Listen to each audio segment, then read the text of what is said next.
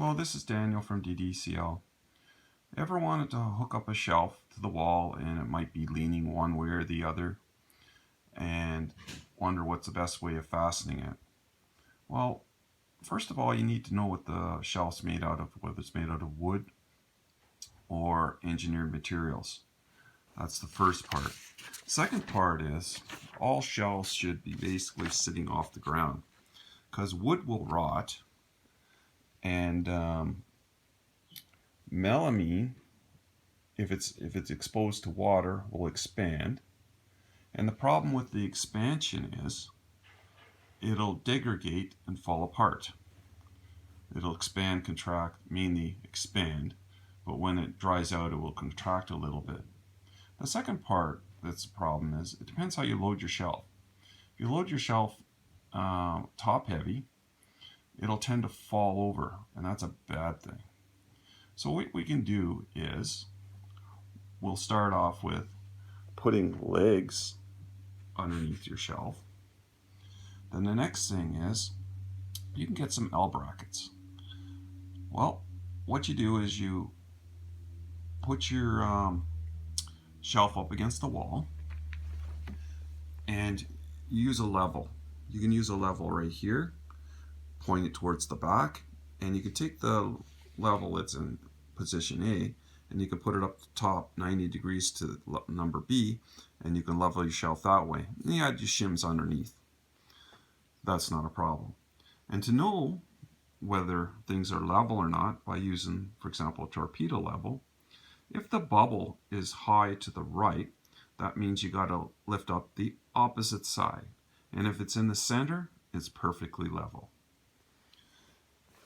Now to install the brackets, I use about 4 inches from one end of the shelf, which is shown right here. And then once the shelf is level to your wall, the wall might not be level, put it up against the wall and mark, say, the top part. In this case, we're going to be using concrete walls or concrete blocks. So mark the position of one of the L brackets. Then the next step is remove the L bracket and drill the hole. The hole needs to be with a hammer drill and a special concrete bit.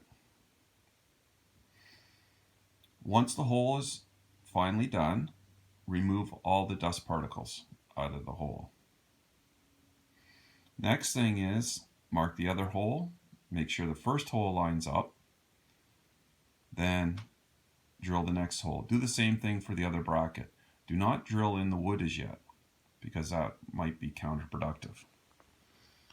Next thing is, it depends on what you're going to be using. You could be using you can use concrete screws, nails, or anchor bolts.